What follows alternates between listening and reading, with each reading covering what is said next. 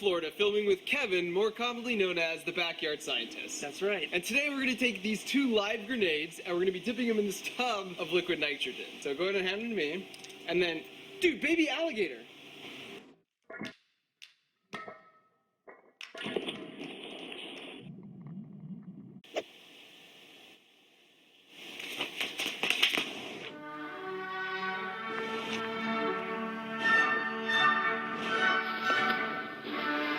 So now we're both about 15 feet away, except I'm on land with a grenade on land, and Kevin is in the water with a grenade in the water.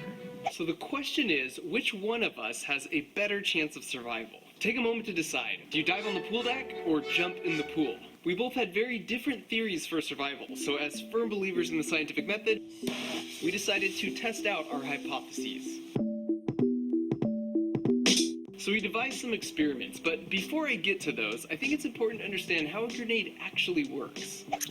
So once you pull the pin, as long as you keep this handle pushed down, you're perfectly safe. But as soon as you let go of the grenade, this handle springs off, which releases a spring-loaded striker that hits a percussion cap that starts a 5-second fuse that you can't do anything to stop. And I never really thought about it until I made this video, but the reason you see a waffle pattern in grenades is to create weak points in the shell, so that's where it's going to break first. And since there are 40 bumps, this grenade is basically an explosion that shoots 40 bullets in all directions. In warfare, that's what makes them lethal. So the best strategy is to get as far as possible in a few seconds and then hit the deck with your feet facing towards the grenade. This presents the smallest possible target for a flying grenade chunk to hit. So 15 feet away, mathematically, that puts my chances of getting hit at less than 1%. But things are even better for Kevin in the pool. It's been well documented that bullets do not travel far in water at all. The drag force is so high, they just disintegrate after a few feet. So he has a 0% chance of getting injured by a grenade fragment in the water. But we are thorough men of science, and we wanted more information, so we designed an experiment where we filled 3 balloons, half with water and half with air, to roughly mimic the human body, which is mostly water, but we have pockets of air in our lungs, intestines, in our sinuses, and our ears. And then we subjected them to identical explosions,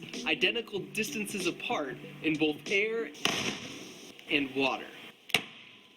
As you can see, there isn't much effect on land because air is compressible, which helps dissipate energy, plus the blast wave reflects around objects. But in water, the story is different. Water is incompressible, which means not only is the blast wave not dissipated, but it passes right through your mostly water body. So the air in these balloons represents the air in your body, like your lungs and your sinuses. So basically what's happening is the blast wave is pushing in on you, but the air cavities can't push back with the same force since they're filled with compressible air. That means they move a lot, really quickly, which causes permanent damage. As a control, you could see this balloon that is filled with just water. It is perfectly fine. That would be like your arms and legs, which have no air in them, and they are basically incompressible like water and would be fine. An explosion underwater is sort of like these silver ball things. So this represents the initial energy of the blast, which then comes down and passes through the incompressible water and then comes out without losing any energy at the water surface. But now your squishable lungs are surrounded by incompressible water in the path of the blast wave. And so when the blast happens, there's a lot of relative motion, which is bad if you like your lungs the way they are right now.